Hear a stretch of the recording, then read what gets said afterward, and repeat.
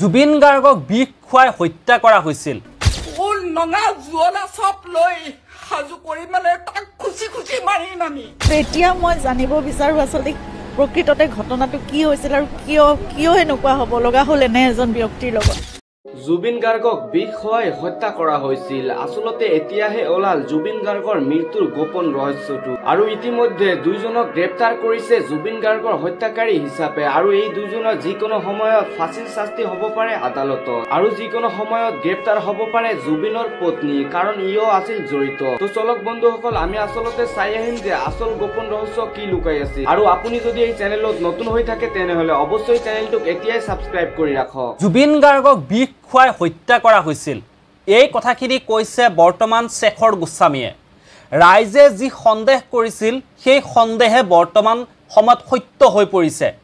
কেনেকৈ জুবিন গাৰ্গক বিষ খুৱাই হত্যা কৰিছিল সকলোখিনি কথাই ভিডিঅ'টোত মই সবিশেষ আপোনালোকক জনাবৰ কাৰণে চেষ্টা কৰিম। আপোনালোকে ভিডিঅ'টো আৰম্ভণিৰ পৰা শেষলৈকে চাব। জুবিন গাৰ্গৰ নিচিনা এজন মানুহ, সেই মানুহজনৰ লগত তেওঁলোকৰ কি এনেকুৱা শত্ৰুতা আছিল, শ্যাম কানু গোস্বামী বা জুবিন গাৰ্গৰ মেনেজাৰ, তেওঁলোকৰ এনেকুৱা কি শত্ৰুতা আছিল যে জুবিন গাৰ্গৰ নিচিনা এজন মানুহক বিষ খুৱাই হত্যা কৰাৰ তেওঁলোকে পৰিকল্পনা কৰিছিল আৰু যি পৰিকল্পনা কৰি তেওঁলোকে এটা সময়ত ছাকচেছ হৈছিল। আৰু সেই কথাখিনি তেওঁলোকক যে জুবিন গাৰ্গক যে বিষ পান কৰাইছিল সেই কথাখিনি এতিয়া কিন্তু শেখৰ গোস্বামীয়ে যিহেতু এতিয়া CIDৰ সোধপোছ কৰি আছে প্ৰত্যেকটো সময়তে, গতিকে সেই কথাখিনিয়ে বৰ্তমান সময়ত কিন্তু শেখৰ গোস্বামীয়ে কৈছে। সেই ঘটনাটোৰ সময়ত শেখৰ গোস্বামীও কিন্তু জুবিন গাৰ্গৰ লগত আছিল। জুবিন গাৰ্গৰ লগত তেওঁ ছিংগাপুৰলৈ গৈছিল। ইমান দিনে শেখৰ গোস্বামীয়ে সেই কথাখিনি স্বীকাৰ কৰা নাছিল, সেই কথাখিনি কোৱা নাছিল। জুবিন গাৰ্গক যে বিষ পান কৰাইছিল সেই কথাখিনি ক'তো কোৱা নাছিল। ইমান দিনে তেওঁ মুখখন বন্ধ কৰি কিহৰ কাৰণে ৰাখিছিল শেখৰ গোস্বামীয়ে। আৰু এতিয়া CIDৰ জেৰাত অৱশেষত তেওঁ কৈছে যে জুবিন গাৰ্গক বিষ পান কৰোৱা হৈছিল। জুবিন গাৰ্গৰ নিচিনা এজন মানুহ তেওঁৰ পৰা যদি কিবা দৰকাৰ আছিল শ্যাম কানু মহন্তৰ দৰে ধুৰন্ধৰবোৰৰ, তেতিয়াহ'লে জুবিন গাৰ্গৰ নিচিনা জুবিন গাৰ্গ এনেকুৱা এখন বহল হৃদয়ৰ অন্তৰৰ তেওঁ গৰাকী, তেওঁক যদি কিবা লগা আছিল শ্যাম কানু মহন্তক বা জুবিন গাৰ্গৰ লগত যি মেনেজাৰ আছিল সেই পাইছে সিদ্ধাৰ্থ শৰ্মা, তেওঁলোকক যদি কিবা দৰকাৰ আছিল তেতিয়া জুবিন গাৰ্গক খুজিলেই তেওঁলোকে ভাল, জুবিন গাৰ্গে নিজে দি দিলে হয়। কিন্তু জুবিন গাৰ্গৰ নিচিনা এটা সত্তাক, জাতিয়ে যাক বিশ্বাস কৰে, জাতিটো ধৰি ৰখা এজন ব্যক্তিক, সেই ব্যক্তিজনক এনেকৈ বিষ পান কৰোৱাই হত্যা কৰাৰ কি দৰকাৰ আছিল? বৰ্তমান গোটেই ঘটনাটো আইনী প্ৰক্ৰিয়াৰ মাজেৰে চলি আছে। আইনে কেনেদৰে গোটেই ঘটনাটো বিচাৰ কৰে আৰু আজি যিহেতু পোষ্টমৰ্টম ৰিপৰ্টটো আহিব, পোষ্টমৰ্টম ৰিপৰ্টটো ৰাজহুৱা কৰা নহয় বুলি আপোনালোকে ইতিমধ্যে গম পাইছে। সেই পোষ্টমৰ্টম ৰিপৰ্টটো ৰাজহুৱা কৰা নকৰাক লৈ বহুতে বৰ্তমান প্ৰশ্ন কৰিছে যে কিহৰ কাৰণে। জুবিন গাৰ্গ যিহেতু ৰাইজৰ মানুহ আছিল, গতিকে জুবিন গাৰ্গৰ পোষ্টমৰ্টম ৰিপৰ্টটো আমি সকলোৱে জানিব বিচাৰি আছিলোঁ। জুবিন গাৰ্গৰ লগত কি হৈছিল, কেনেকৈ জুবিন গাৰ্গক তেনেকৈ হত্যা কৰিছিল। এতিয়া কিন্তু লাহে লাহে এটা এটাকৈ কথাবোৰ ওলাই পৰি আছে। এটা এটাকৈ তেওঁলোকে যিমান আগতে পৰিকল্পনা কৰিছিল জুবিন গাৰ্গক হত্যা কৰাৰ পিছত তেওঁলোকে বহুতো পৰিকল্পনা কৰিছিল, লুকাই থকাৰ বহুতো পৰিকল্পনা কৰিছিল। কিন্তু বৰ্তমান যিহেতু CIDয়ে গোটেই ঘটনাটো তেওঁলোকে যিমানখিনি পাৰে তদন্ত কৰি আছে, গতিকে তাৰ পৰা এটা এটা কথাখিনি ক্লু কিন্তু বৰ্তমান সময়ত ওলাই পৰিছে। ইয়াৰ পিছৰ সময়খিনি তেওঁলোকে কেনেকুৱা ধৰণৰ শাস্তি পায়, কি হয় গোটেই ঘটনাটো সেইখিনি আপোনালোকে গম পাব। কিন্তু সঁচাকৈ এই কথাবোৰ চিন্তা কৰিব গ'লে কিন্তু বৰ আচৰিত কথা। জুবিন গাৰ্গৰ নিচিনা এজন ব্যক্তিক এনেকৈ হত্যা কৰি শেষ কৰি দিবৰ কাৰণে তেওঁলোকৰ অন্তৰখন এবাৰ তেওঁলোকৰ কঁপি নুঠিল। সেইকেইজন হৈছে শ্যাম কানু মহন্ত, জুবিন গাৰ্গৰ লগত থকা জুবিন গাৰ্গৰ সেই মেনেজাৰ, ধুৰন্ধৰ প্ৰকৃতিৰ ব্যক্তি। গতিকে তেওঁলোকৰ অসমবাসী ৰাইজে এতিয়া বিচাৰিছে যে কঠোৰতকৈ কঠোৰ যাৱজ্জীৱন তেওঁলোকে যাতে কাৰাগাৰৰ ভিতৰত থাকিব লগা হয়, যাৱজ্জীৱন কাৰাদণ্ড হোৱাটো তেওঁলোকে বিচাৰিছে। সকলোৱে এতিয়া তাকেই কৈছে। জুবিন গাৰ্গক কেনেকৈ বিষ পান কৰোৱা হৈছিল, মই প্ৰথমতে আপোনালোকক কম বুলি কৈছিল যে জুবিন গাৰ্গক বিষ পান কেনেকৈ কৰোৱা হৈছিল। এটা অনুমান কৰিছে এতিয়া বহু সংখ্যক মানুহে যে জুবিন গাৰ্গক যিহেতু যিদিনাখন জুবিন গাৰ্গে সাগৰলৈ গৈছিল তাৰ আগৰ নিশাও জুবিন গাৰ্গে বিয়েৰ খাইছিল, মদ্যপান কৰিছিল, তেওঁলোকে খুৱাইছিল। পিছৰ সময়তো যেতিয়া সাগৰলৈ জুবিন গাৰ্গক দুৰ্বল কৰি লৈ যোৱাইছিল, তেওঁলোকৰ পৰিকল্পনাই আছিল যে তেওঁলোকে ভাৰতৰ পৰা বাহিৰত অন্য এখন দেশত লৈ যায়। যিহেতু ভাৰতত জুবিন গাৰ্গক তেনেকুৱা কাম এটা কৰাটো একেবাৰে সম্ভৱপৰ নহয়, জুবিন গাৰ্গৰ লগত অন্যায় কৰাটো একেবাৰে সম্ভৱপৰ নহয়। গতিকে সেই জুবিন গাৰ্গক ভাৰতৰ পৰা বাহিৰত লৈ গৈ, তেওঁৰ আপোন মানুহৰ পৰা দূৰত লৈ গৈ, জুবিন গাৰ্গৰ পত্নীও সেইখিনি সময়ত জুবিন গাৰ্গৰ লগত তাতে জুবিন গাৰ্গক নিষেধ কৰি দিয়া তেওঁলোকে চাগে পৰিকল্পনা কৰিছিল। আৰু সেই যি শেখৰ গোস্বামীয়ে যে কৈছে জুবিন গাৰ্গে সাগৰত নামাৰ আগত তেওঁ বিয়েৰ খাইছিল, লগতে গাহৰি মাংস 2 এপিচ খাইছিল, তাতেই চাগে বহুতে এতিয়া সন্দেহ কৰিছে তেওঁলোকে পয়জন মিলাই দিছিল। গতিকে এনেধৰণৰ সন্দেহবোৰ এতিয়া অসমবাসী ৰাইজৰ মনত আহিছে আৰু সকলোৱে এতিয়া আহ্বান জনাইছে চৰকাৰখন যাতে কঠোৰতকৈ কঠোৰ শাস্তি এওঁলোকে পাওক আৰু যিমানবোৰ ভিতৰুৱা কথা লুকাই আছে সকলোবোৰ কথা যাতে ওলাই পৰক বাকি সময়ত আপোনালোকে গম পাব যেটো খুদপুছ চলি আছে গোটেই ঘটনাটোৰ খুদপুছ চলি আছে ইয়াৰ লগতে আৰু কোন কোন দুখী জড়িত হৈ আছে তেওঁলোকো লাহে লাহে ওলাই পৰিব আমি কেৱল সময়লৈকে অপেক্ষা কৰিব লাগিব থাকে জুবিনদাৰ আপোনালোকে সব মুখ্যমন্ত্ৰী কি ফটোৱা কথা ক'বলৈ আহিছে বাৰু জুবিনদাৰ অনুষ্ঠানৰ কিবা অভাৱ আছে নেকি আপোনালোকে কথাটো ভাবি চাওক জুবিনদা ভাগৰি যায় অনুষ্ঠান ইমানেই বেছি হয় গতিকে তেওঁক জিৰণি দিয়াৰ প্ৰয়োজন আছে জুবিনদাক অনুষ্ঠানৰ প্ৰয়োজন নাছিলে সেই ফটোৱা কথা নকব ৰাজনীতি বহুত হৈ গ'ল আপোনাৰ কৰ মমতাজৰ কথা আনিছে ইয়াত মমতাজক কোনে আপোনাৰ ইয়াত অনুষ্ঠান পতাইছিলে সেই কথাবিলাক কেলে ক'বলৈ আহে আজি ৰাজনীতি কৰাৰ অভিযোগবিলাক যে দি থাকে কোনোবা দল সংগঠনে ৰাজনীতি কৰিছে ৰাজনীতি কোনে কৰিছে মুখ্যমন্ত্ৰীয়ে নিজে ৰাজনীতি কৰি আছে জুবিনদাৰ ক্ষেত্ৰত এনেকৈ আসলতে ৰাজনৈতিক ৰহন খনাটো সাম্প্ৰদায়িক ৰাজনীতি কৰিবলৈ বিচৰাটো কোনো অসমীয়া মানুহে সহজে মানি ল'ব নোৱাৰে সেই কথা কেতিয়াও হ'ব নোৱাৰে কৰ বাংলাদেশৰ সিংগাৰক অসমীয়া মানুহে বাৰু জুবিনদাৰ পৰিৱৰ্তে অনুষ্ঠান কৰিবলৈ দিছিলে কি কথা ক'বলৈ আহে এনেকুৱা কথা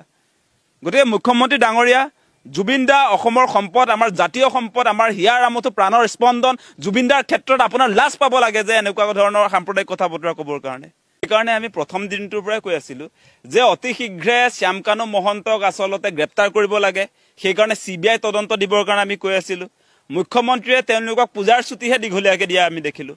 যিটো সময়ত চৰকাৰী কোৰ্ট কাছাৰীবিলাক আপোনাৰ 3-4 দিন বন্ধ থাকে তেওঁলোকক 11 দিন আপোনাৰ পূজাৰ ছুটি দিছিলে সেইবিলাক আমি নেদেখা নহয় আমি অন্ধ নহয় দেই মুখ্যমন্ত্ৰী ডাঙৰীয়া আপুনি শ্যামকানু মহন্ত সিদ্ধাৰ্থ শৰ্মাহঁতক বচাবৰ কাৰণে 11 দিন 6 তাৰিখলৈকে পূজাৰ ছুটি দিছিলে আপোনাৰ সেই বক্তব্যবিলাক আমি মনত ৰাখিছোঁ আৰু ৰাইজৰ প্ৰতিবাদত তেওঁ আসলতে যিটো সময়ত তেওঁ এই মূল অপৰাধীৰ পক্ষত অৱস্থান কৰিছিলে যেতিয়া অসমৰ ৰাইজে তীব্ৰ সমালোচনা কৰিলে মুখ্যমন্ত্ৰীক গৰিহণা জনালে যে পূজাৰ ছুটি আপুনি কেনেকৈ দিব পাৰে ইমান দীঘলীয়াকৈ অপৰাধীক জুবিনদা যিগৰাকী ব্যক্তিক আসলতে তেওঁলোকে হত্যা কৰিলে সেই অপৰাধীক তেওঁ পূজাৰ ছুটি দিছিলে নে নাই আমি মনত ৰাখিছোঁ নহয় আপুনি পূজাৰ ছুটি দিছিলে আমি যেতিয়া প্ৰতিবাদ কৰিলোঁ অসমৰ ৰাইজে যেতিয়া প্ৰতিবাদ কৰিলে তাৰ পাছতহে তেওঁক আপোনাৰ গ্ৰেপ্তাৰ কৰিবৰ কাৰণে 30 তাৰিখে গৈছিলে 1 তাৰিখে তেওঁক ধৰি আনিছে গতিকে আমি মনত ৰাখিছোঁ আৰু এটা কথা যে আপোনাৰ নেতৃত্বত 19 তাৰিখে জুবিনদাৰ মৃত্যু হৈছিলে তাৰ পাছতো কিন্তু 30 তাৰিখলৈকে সময় দি দিয়া হৈছিলে শ্যামকানু মহন্ত সিদ্ধাৰ্থ শৰ্মাক আৰু সেই 10 দিনীয়া 11 দিনীয়া যিটো সময় সেইটো কম সময় নহয় কিন্তু সেই সময়খিনিত আসলতে এই শ্যামকানু মহন্ত বা সিদ্ধাৰ্থ শৰ্মাই তেওঁলোকৰ পক্ষত উকালতি কৰিবৰ কাৰণে উকিল মেনেজমেণ্ট কৰিলে আপোনালোকে নিশ্চয় দেখিছে যে লেখ আবেদন দাখিল কৰা হৈছে সুপ্ৰিম কোৰ্টত 172 পৃষ্ঠাৰ আপোনাৰ লেখ আবেদন দাখিল কৰাকে সময়খিনি কোনে দিলে মুখ্যমন্ত্ৰী ডাঙৰীয়া আপুনি দিয়া নাই নে আপুনিহে এই পলম কৰি আছিলে তেওঁলোকক সময় দিবলৈ আমি দিয়া নাছিল অসমৰ ৰাইজে দিছিলে নেকি পলিটিক্সটো কৰি আছে আপুনি তেওঁলোক আজি 4 তাৰিখ আৰু দুদিন আছে আপোনাৰ সময়সীমা 6 তাৰিখেহে আপুনি তেওঁলোকক মাতিছিলে আপুনি সম্বোধন কৰি আছিলে শ্যামকানু মহন্তৰ লগত তেওঁৰ পৰিয়ালৰ লগত আপোনাৰ যে এটা ঘনিষ্ঠ সম্পৰ্ক আছে সেইকাৰণে 6 তাৰিখ ডেডলাইন আছিলে আপোনাৰ কিন্তু অসমৰ ৰাইজৰ প্ৰেছাৰত পৰি মুখ্যমন্ত্ৰী আপোনাৰ 1 তাৰিখে ধৰি আনিছে আৰু 1 তাৰিখে ধৰি অনাৰ পাছতো 30 তাৰিখে তেওঁ আপোনাৰ লেখ আবেদন সুপ্ৰিম কোৰ্টত দাখিল কৰিবলৈ সক্ষম হ'ল আপোনাৰ 72 পৃষ্ঠাৰ হেতু লিখোতে কমতি সময় লাগিছিলে সুযোগবিলাক কোনে দি আছিলে আজি সুপ্ৰিম কোৰ্টত আসলতে তেওঁলোকে আশ্ৰয় ল'ব পৰা কেবা তেওঁলোকৰ পক্ষত যিবিলাকে উকালতি কৰিব যিবিলাকে যুক্তি প্ৰদৰ্শন কৰিব সুপ্ৰিম কোৰ্টৰ উকিলৰ লগত কথা পাতিবৰ কাৰণে সুযোগবিলাক কেনেকৈ পালে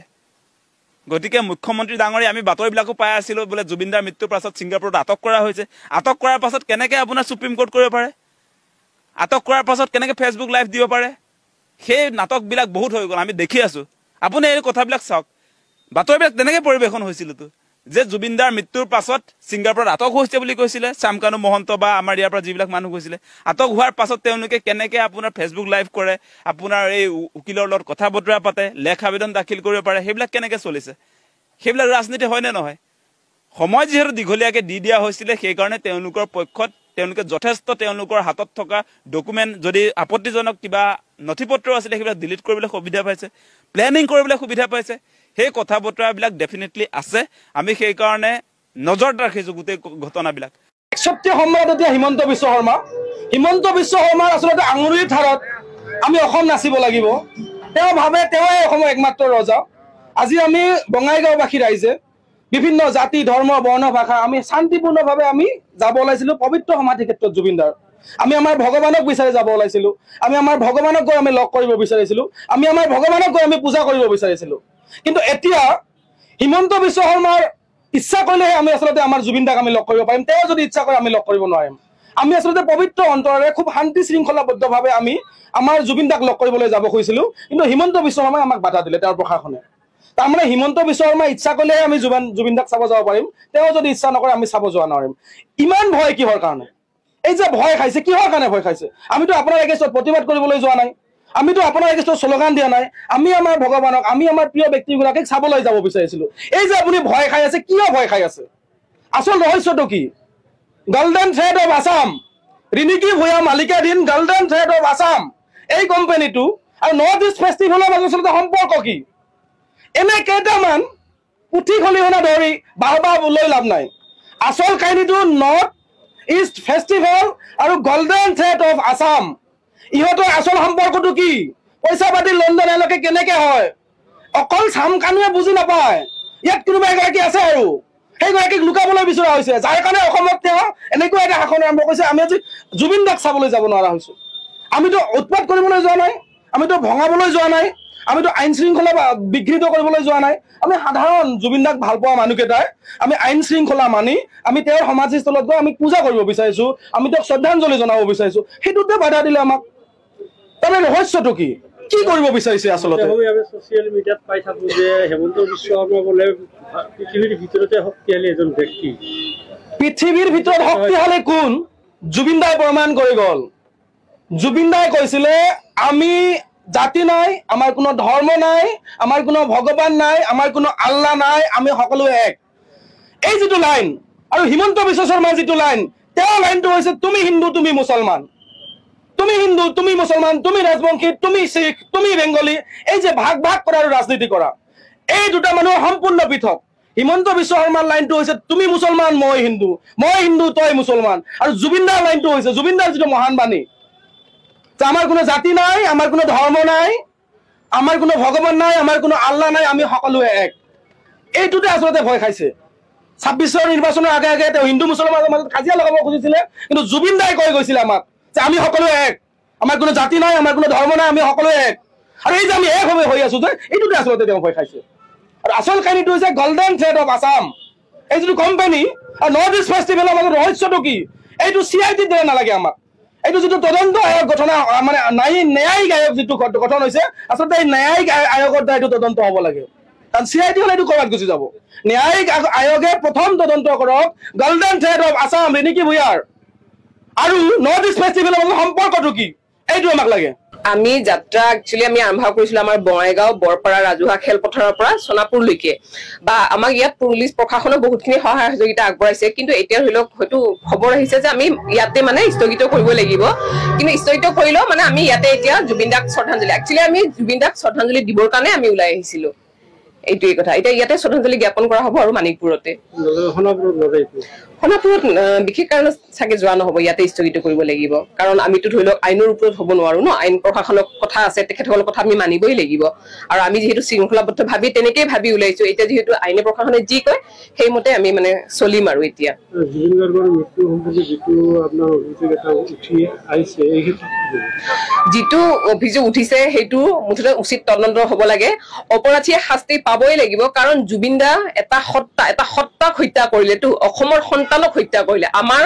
অভিমান আমাৰ স্বাভিমানক তেখেতে হত্যা কৰিলে গতিকে তেখেতে উচিত শাস্তি পাবই লাগিব অলৰেডি মুখ্যমন্ত্ৰী ডাঙৰীয়া বা এখন চৰকাৰে বহুতখিনি কাম কৰিছে সেইটো সলাবলগীয়া কথা কিন্তু আমি সেইখিনিতে সলাব লাগি থাকিলে নহ'ব কাৰণ জুবিনক যিহেতু হত্যা কৰা হ'ল ন বা কালি আপোনালোকৰ মাধ্যমেদি আমি এইখিনিও গম পালো তেখেতক বিষপান কৰা হৈছে এতিয়া কথা হৈছে সিদ্ধাৰ্থ শৰ্মা নিচিনা এজন বেপাৰী চামকানু মহন্তৰ নিচিনা বেপাৰী তেওঁলোকে ক'ত সাহস পালে জুবিন দাক হত্যা কৰিবলৈ বা প্লেনিং কৰিবৰ কাৰণে গতিকে এইবিলাক মানে কোনো কাৰণতে ৰেহাই দিয়া নহ'ব ইয়াত উচিত বিচাৰ হ'বই লাগিব আৰু মুঠতে ৰাইজে শান্ত নাথাকে সিদ্ধাৰ্থ শৰ্মা আৰু চামকানু মহন্ত একো নোহোৱালৈকে আমাক উচিত বিচাৰ লাগিবই অসমবাসীক বিচাৰ লাগিবই তো যিয়ে নহওক বন্ধুসকল আপোনালোকে ভিডিঅ'টো শেষলৈ চোৱাৰ পিছত আচলতেই বুজি পালে যে জুবিন গাৰ্গক কোনে হত্যা কৰিছিল আৰু এতিয়ালৈকে কোন দুজনক গ্ৰেপ্তাৰ কৰিলে পুলিচে আৰু ইহঁতৰ কি শাস্তি হ'ব পাৰে আদালতৰ ভিতৰত তো যিয়ে নহওক বন্ধুসকল ভিডিঅ'টো সম্পূৰ্ণ চোৱাৰ পিছত আপোনালোকৰ অতি মূল্যৱান মতামতটো কি এইটো কমেণ্ট বক্সত জনোৱা আৰু ভিডিঅ'টো ভাল লাগিলে এটা লাইক মাৰি চেনেলটো ছাবস্ক্ৰাইব কৰি অৱশ্যই ভিডিঅ'টোক এটা শ্বেয়াৰ মাৰি দিব ধন্যবাদ।